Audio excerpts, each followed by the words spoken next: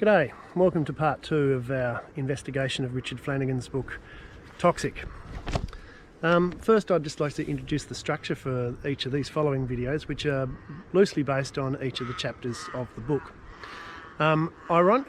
Ideally I would have liked to have a thematic structure, a theme for each video, but ideally Richard's book would also have a thematic structure with a different theme to each chapter. But he goes off on tangents, and it's more erratic than thematic, so bear with me. Now, first up, a bit of a correction. So the last video I mentioned about the commercial fishing boat catching fish in Port Esperance. Well, I've been in contact with those guys and found out that they were actually at anchor and having a sleep after a long trip, so not actually fishing. So sorry guys, no offence. So behind us here is the site of Hobart's first water supply, where crystal clear water would come down from Mount Wellington and be piped down into the city. But today, water is industrialised. Toxic chemicals are added to the water. Chlorine, a poisonous gas used in the First World War, and fluoride that can cause ligament calcification. Well, that's what I would say if I wanted to create a horror story about water supplies. But I don't. In fact, today we're going to talk about Hobart's water supply and the impact or not of salmon farming on it.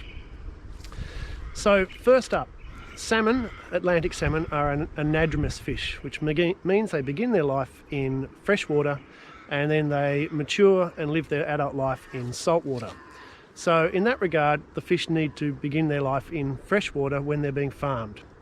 Now, ironically, the theme of Richard's book is that we should be moving to land-based farming.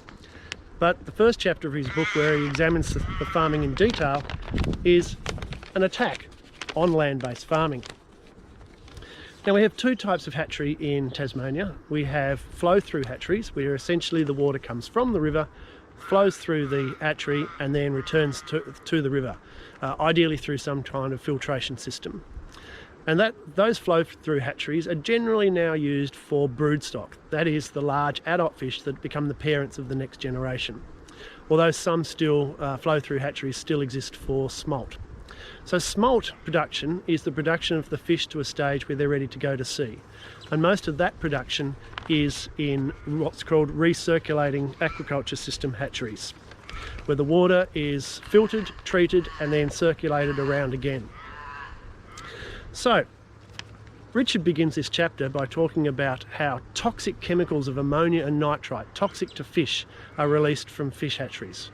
Well, that is correct. Ammonia and nitrite are toxic to fish. Anyone who's got an aquarium would know about those, but anyone who's got an aquarium would know that their fish are still alive. So how is that?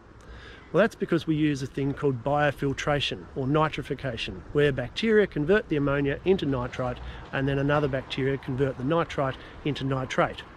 So it's nitrate we need to be worrying about, not ammonia, not nitrite, or as he commonly refers to, urea. And I don't know why that is, because urea is only 10% of the excretion of fish. So nitrate. So we all know that nitrate is a fertiliser. It fertilises land crops, it fertilises marine crops and water crops. And an excess of nitrate can cause algal blooms, blue-green algal blooms, as Christine Coconau is cited by Richard as doing in the Derwent. But the problem that we have with our water supply, the bad taste and the bad odour that we had back in the day, was not caused by the blue-green algae directly, but possibly indirectly, because the compounds which caused the water to taste and smell bad were two compounds, one called gossamer and the other one called 2-methyl-isoborneol, better known to us farmers as MIB. And they're the compounds that make the water, or in fact the fish, taste earthy or muddy. And anyone who's caught a trout from a highland lake would have tasted that muddy flavour before. So gossamer and MIB can be produced by blue-green algae, but not by the green macroalgae that Flanagan alleges. But mainly, gossamer and MIB are produced by filamentous bacteria rather than the algae. So here, I guess we need to examine the concept called correlation versus causation. because too often in Richard's book he talks about something that happens and then he implies that it causes something else. Now, if I click my fingers and that crow crows, I haven't caused that crow to crow. I have merely, it's merely a correlation. At the same time I clicked my fingers, that crow chose to crow. Unless of course you believe in butterflies flapping its wings and the chaos theory, but let's not get into that. So let's have a look at the location of this hatchery. Well, this is the Derwent River system. This is the location of the hatchery in concern. And this is the location all the way down here of the seagrass beds at Granton that have apparently been so negatively impacted by the runoff from that hatchery.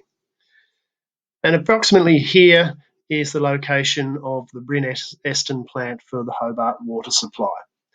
So let's zoom in a little bit further and see what we can see.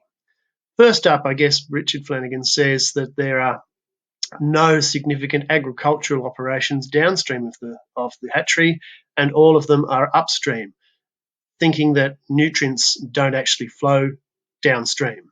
But never mind, let's have a bit of a closer look. So we zoom in, zoom in, zoom in, zoom in, and until finally we can see this very small salmon hatchery in the scheme of things. So let's just go for a little bit of a trip downriver and see whether there are no significant agricultural operations as claimed in Richard's book. So here we go. Now these green circle things looks like irrigation to me. There's some more. Let's go a little bit further downstream. We've got some more. Let's zoom out a bit to make this journey downstream just a little bit quicker. Some more large irrigation. More. More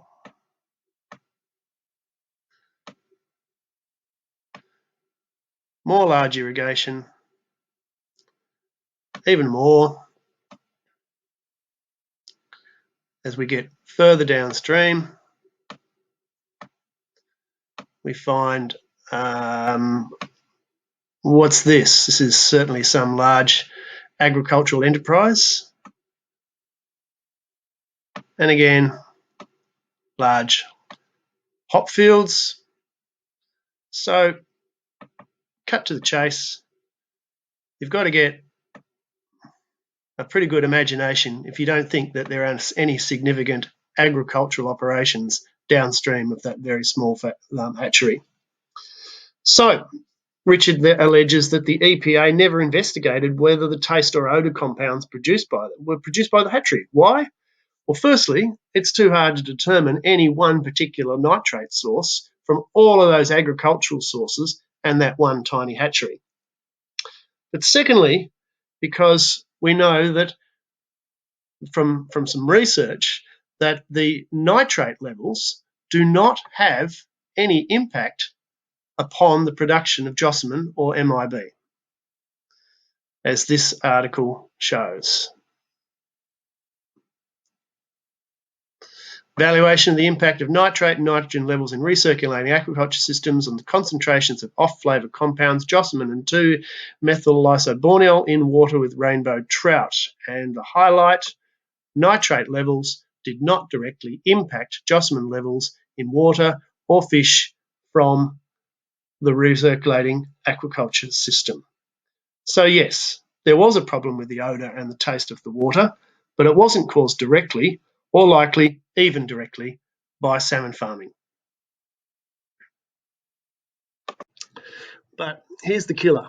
So from page 17 of Flanagan's book, and I'm reading actually from the extract from the monthly webpage here, we can see that he says, Kokenhauer explains that in 2015, following the opening by Huon Aquaculture of a large smolt hatchery below Meadowbank Dam on the Derwent River, green algal blooms began appearing in the river. So extreme were these blooms that they threatened internationally significant seagrass beds and wetlands around Granton, an area sometimes described as the kidneys of the Derwent. At the same time, there was a public outcry about the bad taste and bad smell of Hobart's drinking water. Hang on, when was this? Let's see what Tas Water have got to say. Earthy drinking water. During the summer of 2014, there was a sudden and noticeable increase in the number of customers contacting Tas Water. Their concern was regarding an earthy or musty taste and smell for the tap water. 2014, a whole year before the hatchery. Well, sorry, nothing to see here. This is the Derwent Estuary, and in the distance is Storm Bay, and beyond that, Antarctica. Storm Bay is one of the roughest salmon growing areas in the world, and it's the site of a proposed expansion of salmon farming of up to 80,000 tonnes per year. In perspective, our current production is about 70,000 tonnes. But on the island of Frøya in Norway, they produce 250,000 tonnes in an area slightly larger than Bruny Island, which is off to my left, out of a total Norwegian production of 1.4 million.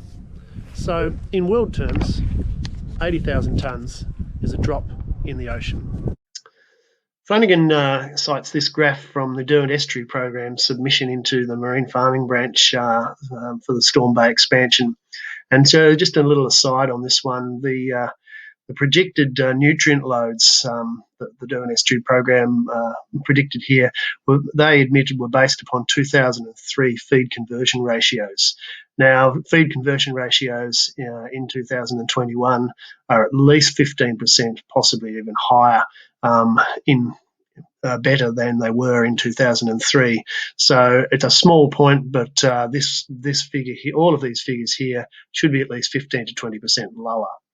But never mind, let's move on to the more concerning issue of heavy metals. And Richard Flanagan cites in his book that the Derwent Estuary in the 1970s was poisoned to close to the same levels as Minamata Bay. Well, he even cites a reference for that. So let's have a look at the reference that he cites. And here it is. Oh, it's an editorial. It's an opinion from a newspaper, ironically called The Mercury.